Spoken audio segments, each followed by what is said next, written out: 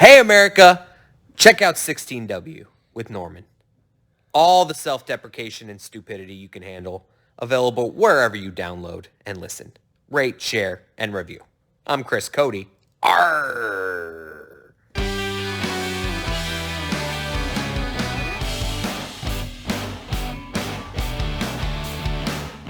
Welcome. Hey guys, this is 16W with Norman. We are on the air with Norman. He's sound asleep. We are just hanging out. Wanted to talk about a few things today. There's a lot of stuff going on right now. St. Patrick's Day, corned beef and cabbage, NFL free agency.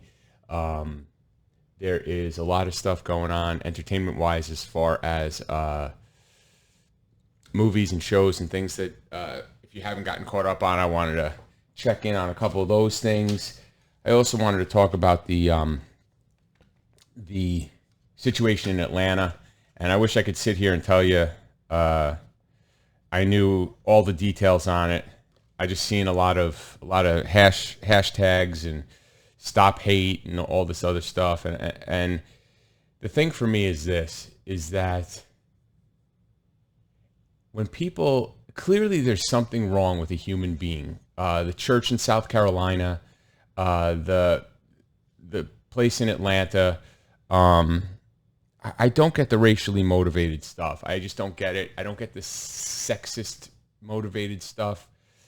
People who are generally unhappy with life don't want to shoot people. People who are generally happy with life don't want to shoot people, and people who are happy in life don't tend to want to persecute people because of their gender, race, sexuality, sexual orientation, any of that stuff. I'm involved in a program, and one of the things that it says is, anyone can be a part of this fellowship if you, regardless of age, race, sexual identity, creed, religion, or lack of religion. So my thought has always been, because I grew up Catholic, that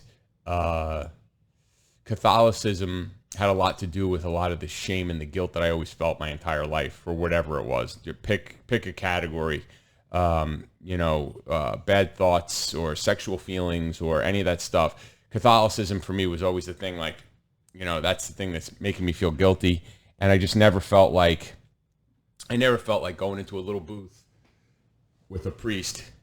It's going to sound, that's the punchline to a joke, but I never felt like going into a booth with a priest and telling him what I did absolves me of anything. I don't believe that. I think there's consequences to my actions. Some of them have been bad. Some of them have been really good.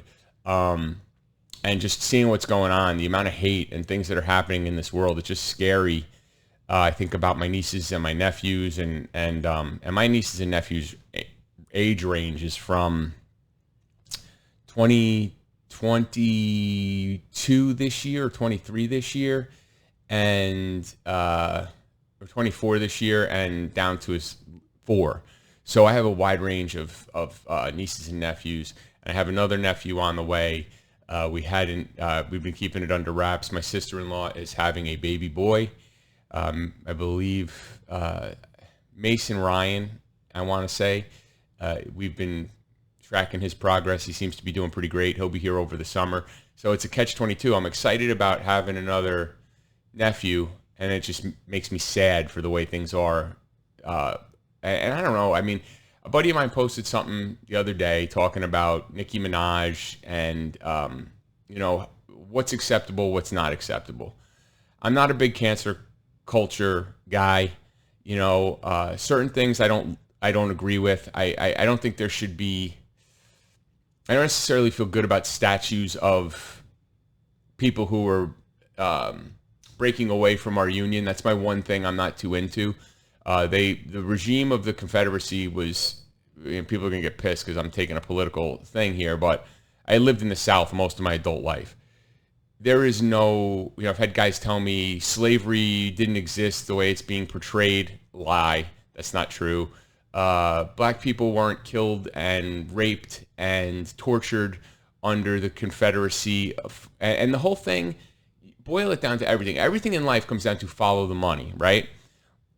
The Confederate States made cotton. They did textiles. They needed people for free labor. It was a huge part of their economy.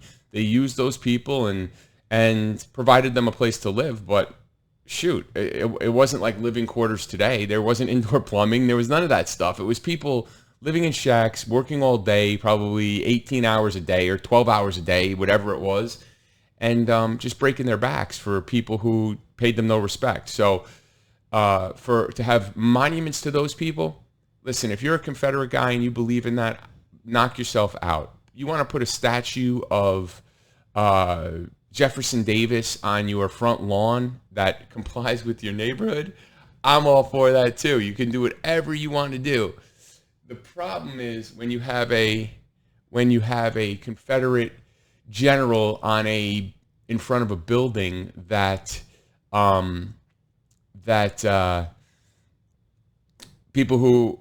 black people have to walk past every day to get to do things they need to do in a public setting. That I'm not cool with. But then, where do we draw the line with some of this stuff? This thing's hundreds of years old. My problem with the Confederacy, why I draw the line there, is because it was an anarchist country that was trying to seceding from the United States. It would be no different if it's no different than any country we've been at war with any other time, except it was on our soil. Civil wars are tricky because of just the fact that it's brother against brother type stuff. But I say all that to say that I think in my heart, I believe that 90% of the country is pretty middle of the road, pretty sensible, pretty much believe in truth and justice and the American way, or however you want to sum it up. And there's fringes. There's fringes to the left that are out of control with cancel culture, and there's fringes to the right that are out of control with preaching religion, Christianity, and other things, and they don't really believe that. They believe be my religion or be damned type of deal. So that's not acceptable. That's not acceptable. That's not Christian. That's not what that's supposed to be.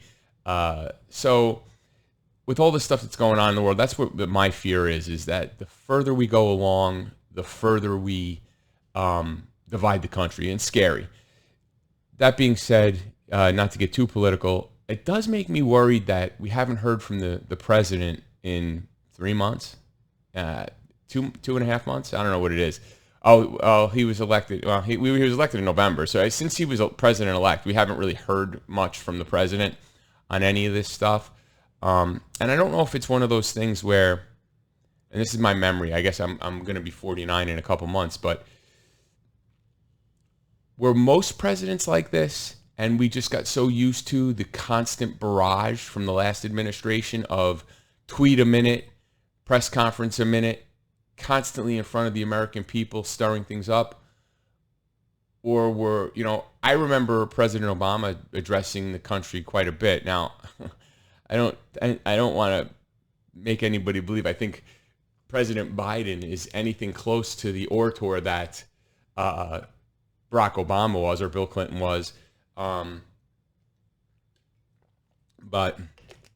definitely should be at least out in front of some things in the public eye, which is a little concerning. But enough of the heavy stuff. I want to talk about, let me switch to a lighter topic. Let's switch to Woody Allen versus Mia Farrow. If you don't have HBO Max, I'm going to tell you two things. Allen and Farrow is worth 1 month's subscription. So if you can get if you're going to get a free month of HBO Max, now's the time to do it, because you can watch the 4-part series of Allen and Farrow, and you could get to watch the extended cut of Justice League. I'll talk about two things on both of those. So the Farrow and Allen thing is disturbing on so many levels, and the big thing I took away from it is, how do we, they talk about it in the piece, is how do we separate the art from the artist? Now, for me, with Woody Allen, it's easy because I never liked him anyway. I'm going to tell you a little thing about me that probably only my wife knows. I hate Manhattanites. Sorry if anybody in Manhattan is watching this.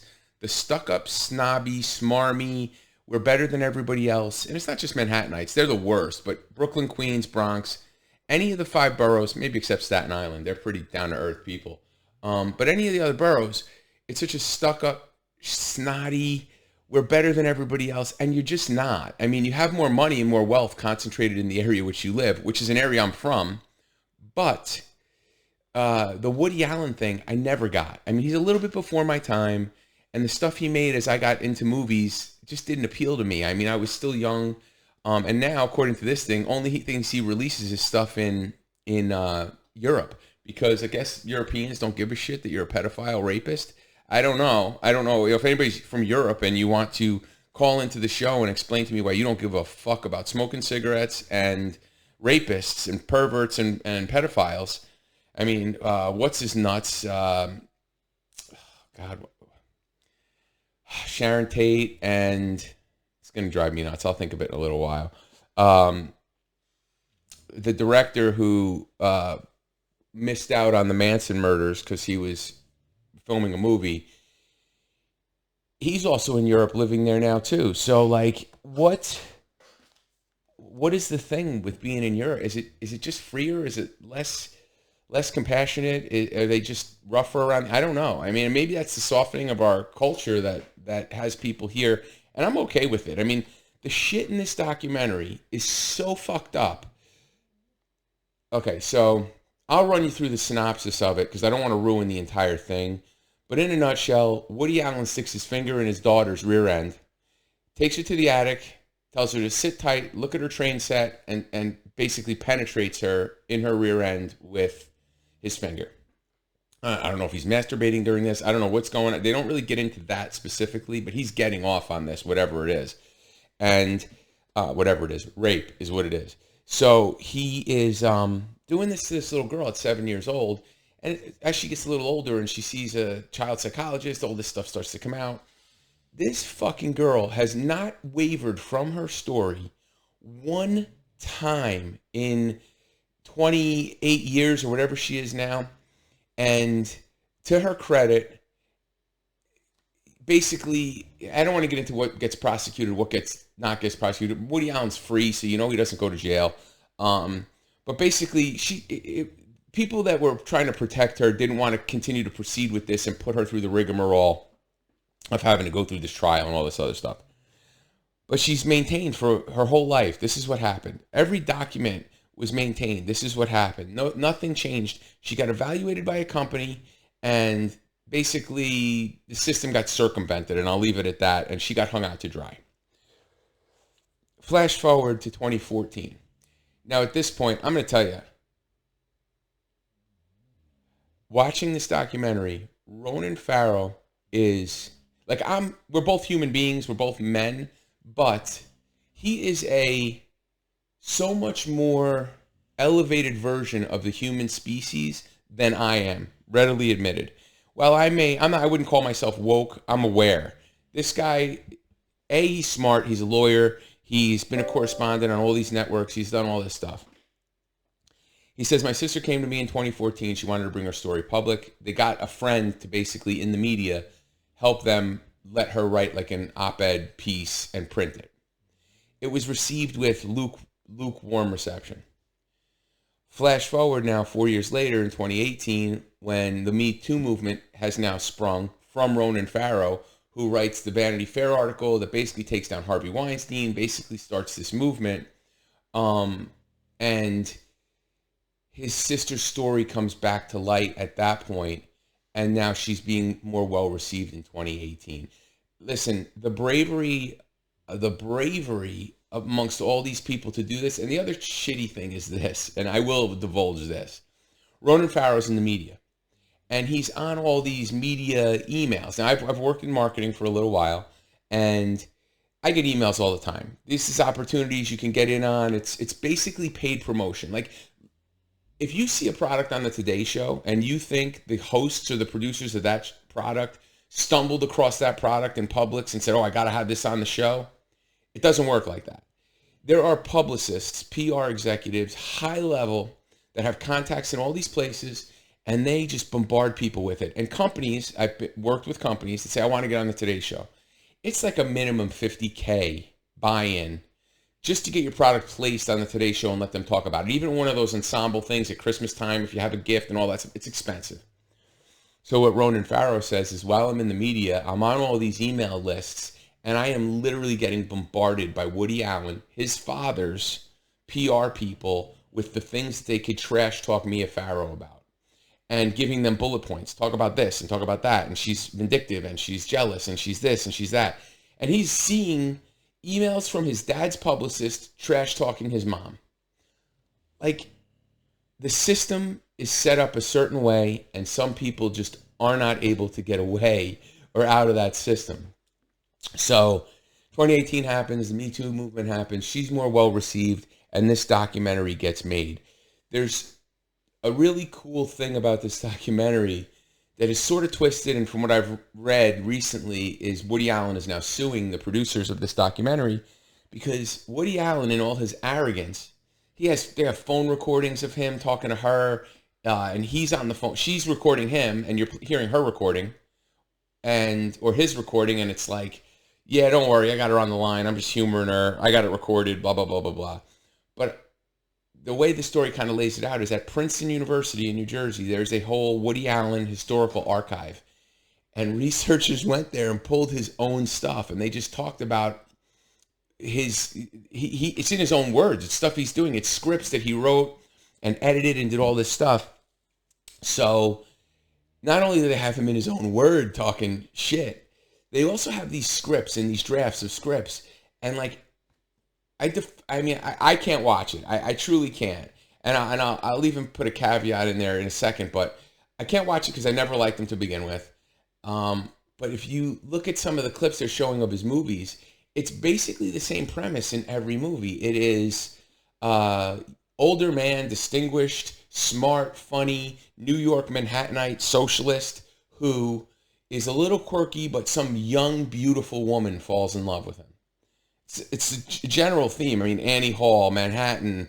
Those are just two off the top of my head.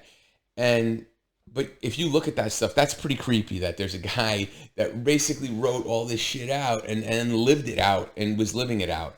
The one thing I will tell you is, and listen, this is why I said I'm aware I'm not fully woke. I can still listen to Michael Jackson, even though he's a pedophile rapist. And I don't know why that is. I don't know if it's because I grew up on Michael Jackson as a kid. I was like right hitting puberty when Thriller came out. So maybe the safety of being past his age group at that point in my life, it never affected me, and I never really understood what was going on until I got older. Neverland or whatever. I never really tracked with that. So that's my caveat to it. I'm just being completely transparent with it. So that is on HBO Max. It's really good. It's 4 parts. It's about an hour, a little over an hour each. Very good. The other thing is Justice League. Now look, I'm a superhero idiot. Like I have so many trinkets and superhero things all over the place. Superman's and Batman was always my favorite. I think I went as Batman every year for Halloween from the time I was like 2 to the time I was probably 13 or 14. And it was the same shitty costume of the 70s. It was like a plastic mask that fit over your face, helped my look, hid my chins and my cheeks. But it was like polyester. Like if you walked past an ashtray and an ember burnt out, you were on fire. So I'm into the DC stuff. I'm definitely into the Marvel stuff that's come out. I finished WandaVision. It's really cool, WandaVision as well. That's on Disney Plus. I talked about that a little bit before. I'm not going to get into that now, but we talking about Justice League. The original theatrical release, there was some snafus. If you don't know the story, Zack Snyder, who's done the movie 300, which I love, and done some Superman movies and some Batman movies that I didn't really love, he's always going for this dark angle on a lot of stuff, which I don't even really mind that part of it. The problem with Justice League, Batman vs. Superman was rushed, and Justice League, basically they threw together all these superheroes without telling you really their backstory, and it was choppy. Like, you go from segment to segment in the original release, and it's a theatrical release, so like, it can't be more than 3 hours. You can't do that. I mean, people, listen, I'm 49. I got to pee 3 times. I got to pause this thing and watch it.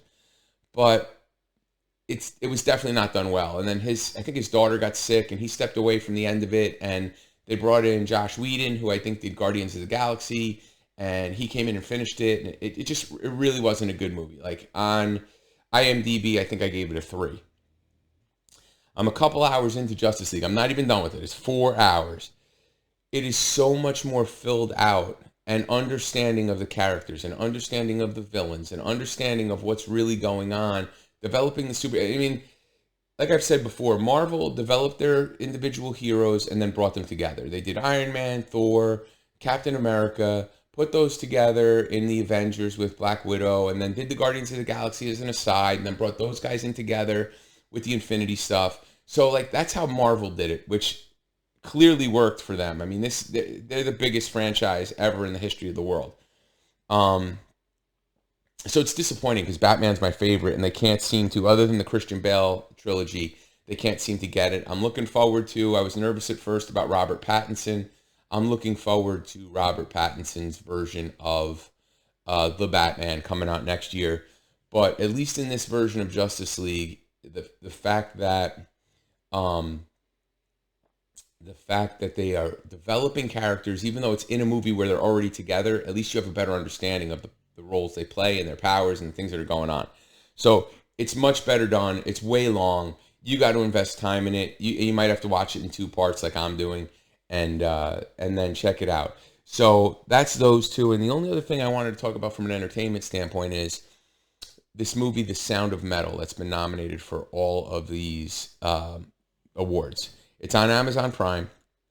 It's really, I don't want to say it's really good. It's really disturbing because it involves a couple of components. It involves human frailty of becoming deaf, coupled with human frailty of addiction.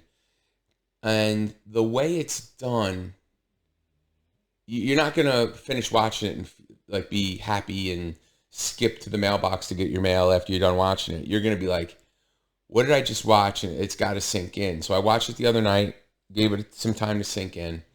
And for me, it is just, I guess it speaks to me because of the human frailty part of it. But if any one thing is great about it, where it's definitely going to win an Academy Award for, is the sound, the audio. Basically, what they do in this movie is take you in and out of sound of someone with hearing, mild deafness, complete deafness, and they kind of trickle them together. And it's just, the sound, the way it's done is really, really good. So if you want to check out a movie that's not going to be like this uplifting superhero happy movie, I've given you 3, like a dark superhero movie, documentary that's depressing as hell because this piece of shit is still walking the street and in Europe or wherever he is, and The Sound of Metal. So if you got some time this weekend, if you live someplace where it's not going to be 80 degrees this weekend, like here, and you want to get out, you want to stay in and do that, that's definitely a cool option for some stuff going on this weekend. What else did I want to talk about? I want to talk a little bit about the Giants and free agency. And I think what I'm going to do is I'm going to take a little break, check on Norman. He's actually right there. And and see what's going on with him. And we will come back. You know what? Fuck it. Let's just go through. Because no one gives a shit about the Giants. You're probably going to turn this off anyway. So, been a Giants fan since 6, 7. First game I ever saw was San Francisco 49ers at the Meadowlands, 77, 78-ish. And O.J. Simpson was a running back for the 49ers. And I remember my dad, who's not a sports guy, saying to me, like, you want to come to this game because you're going to see one of the greatest double murderers of all time. I mean, greatest running backs of all time. Sadly, he became a double murderer, and whatever you believe, you can think I'm silly, evidence be damned. Another piece of shit walking the street. Society is really evolving. But I've been a Giants fan forever. The Giants are in a situation where they're sort of financially struggling because the salary cap and the NFL and salary cap. If you know, every team has to stay at this dollar figure. You have to spend a minimum, and it can't be over a certain amount. The thing that's happened with COVID is last year the salary cap was like 198 million, 192 million, and generally it's gone up like 20% a year. So players keep making more, contracts keep getting bigger, guarantees keep getting put in place. But because of COVID, the salary cap was scaled back for the first time in I want to say 9 years or something like that. It's like 2011, 2012. So people don't have as much money. The Giants are one of those teams. But there's so many screwed up things going on with them that, and I don't blame the general manager. The NFL is so complicated. You have a general manager who evaluates talent. You also have a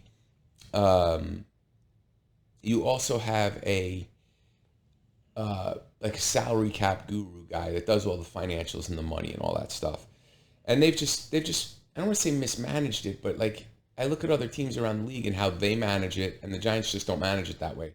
They try to stay in the black all the time and don't want to basically hemorrhage money in the future for today type of deal.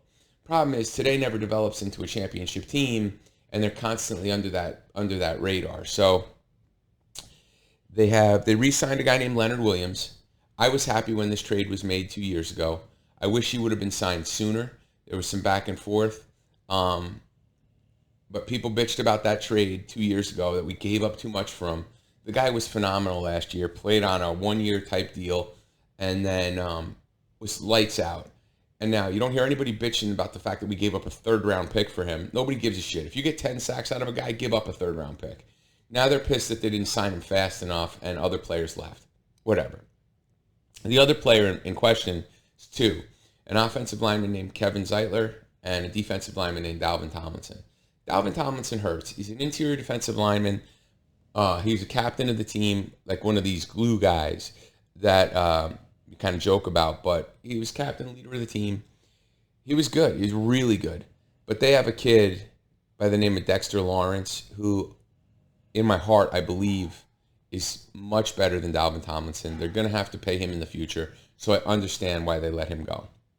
The tricky part with the Giants has been, under the last general manager, they would draft all these great skill players, Odell Beckham, Evan Ingram, Sterling Shepard, all these good offensive weapon-type players, and never put an offensive line in front of the quarterback, giving him enough time to do anything. And we have this offensive line. I think there's some tough guys on that line. I just think that they seriously need to develop and gel because my opinion, because watching the end of Eli Manning's career was painful. My opinion is that if you don't have an offensive line that can give your quarterback enough time to drop back and throw a pass, it doesn't matter how fast your receivers are. It doesn't matter how good your running back is. It doesn't matter about any of that stuff. And there's a ton of offensive linemen available. They let Kevin Zeitler go. The draft is coming up. They have the 11th pick. But I've said this time and time again. I hate this time of year for the fact that free agents, the Giants do okay here and there. This year's struggling. But the mock drafts, I can't take the mock drafts. A mock draft is me. I could do a mock draft. I could do 12 mock drafts like these guys do. They're throwing shit on a wall, figuring out what sticks. And eventually when the draft happens, they're going to come back and they're going to go, see, I had that one right. Oh, I missed on that one. You don't have to be great about it. It's like being a weatherman. Like, it's going to be 85 and sunny here in Tampa today with a 2% chance of rain. I could make that same prediction, same forecast every day from now until end of May. And the only thing that's going to change is the temperature is going to go up a couple of degrees. Very little rain this time of year. Now over the summer we'll get some rain, but like it's one of those things, like it's a throwaway. So from February when the Super Bowl ends until April or I don't know if it's May this year, April or May when the draft is usually my anniversary, around April 25th. So I always know about that, but I think it got pushed out a little further. And from February till April, May, it is constant reiteration of a different mock draft, and it's annoying to sit through it. So for me, I think that the Giants are going to be. I think they're going to be okay. I think their offensive line, a second year together, is going to gel. There's some young guys on there. The one promising thing for me about the Giants is I think they have one player over the age of 30. Everybody else is like 26 and under, 28 and under, depending on the position you play. It depends on your prime. But they have talent. I think they'll be okay if the team can gel. I mean, and the biggest thing is the NFC East sucks. Okay, the the Washington football team are terrible. Regardless of the fact that they won the division last year, that wasn't. Same thing for the Giants. I'm not disparaging them to say that they're any different than any of the other four teams. The Eagles are bad. The Redskins are bad. The Giants are bad. The Cowboys probably have the best team in the league, in the division. But they're run by Jerry Jones, and listen, I have no fear of the Dallas Cowboys ever, as long as he's the owner making the final decisions. Now, maybe when Stephen Jones takes over, his son, that they'll make some changes and reevaluate things, but not worried about the Cowboys at all. So they have a shot to make the playoffs, even with this this iteration of youth and letting people go and all that stuff. So the Giants, I think, will be okay, or at least be in the mix for most of the season. No one's going to compete with Kansas City. No one's going to compete with Tampa. Who else? Arizona's going to be better. The Bills are going to be good. In the AFC, the Bills, Kansas City. Who else? Maybe the Colts. Maybe the Titans, depending. Patriots, I don't give a shit how much money they spend in free agency. If Cam Newton's your quarterback, you're not going anywhere. He's washed, way washed. And the guy's taken a pounding in the league for 6 years, 7 years, whatever he's been in the league for. But he's done. I mean, you can't take a beating. As big as he is and as strong as he is, you can't take a beating like that for that long. So my early pre-draft predictions are, and it's going to sound like chalk, Bills, Chiefs, and probably Packers, Bucks again. I mean, those two teams were in it last year in the NFC and AFC championship game, and they've gotten better. I mean, the Packers mainly just because of Aaron Rodgers. They don't really have much else. If there's another team in the NFC, it could be San Francisco with a bounce back year. It could be the Cardinals. But who knows? So, and I said in the AFC, Buffalo and Kansas City. I root for Buffalo because my wife's family is from Rochester. Huge Buffalo fans. So they're always kind of my fallback. And it's been rough. I mean, watching them up until last year, watching them is as frustrating as watching the Giants. But Kansas City, and this is just funny. I haven't bought another team's jersey of any kind in a long time. And I always got a kick out of, I had a Howie Long jersey, a 75 Raiders, and it said Long on the back. I got a kick out of that because I'm stupid. Well, Kyle Long, his son, came out of retirement. He signed with the Kansas City Chiefs, and he selected jersey number 69, and obviously his last name is Long. So there will be floating around stadiums a Long 69 jersey. So if you want to get a kick out of being silly, I mean, I don't know. People probably get offended by it. It's a joke. So I may end up buying one of those just to fool around with. I don't know. Just to be silly with. And then lastly, just a shout out to Raspberry Tees up in Syracuse, New York. I've shown this before. They provide, let me get my two chins underneath this, 16W with Norman t-shirts. If you are interested in ordering them, you could go to Raspberry Tees on Facebook and put an order in. It's got the on-air logo on the side, and it's got a sort of version of Norman here in the Bulldog section, in the Bulldog section. So the weekend's coming up. I got great plans for the weekend. My buddy, who I grew up with, is actually in Bradenton, which is about an hour away. So I'm going to go hang out with him on Saturday and kind of catch up with him. And then a lot of campaigning this weekend also for the upcoming POA election, which I'm involved in. If you if you happen to live in Quarry Lake and made it through the last 34 minutes, I'm probably going to do a podcast just on the POA page here in a few minutes. So I'll talk a little bit about some of the stuff that's going on in the neighborhood that the general public really doesn't have an interest in.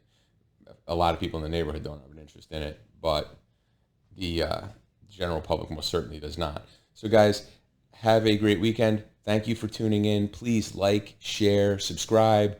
We're on YouTube. We're on Spotify.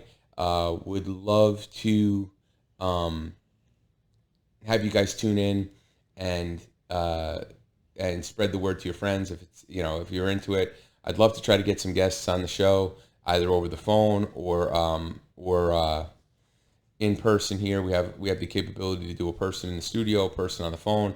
So we have some cool stuff going on. Hopefully this will evolve and get a little bit better, and we're working on it. So keep coming back for stupidity, and I will keep providing it. Have a great day, guys. Take it easy.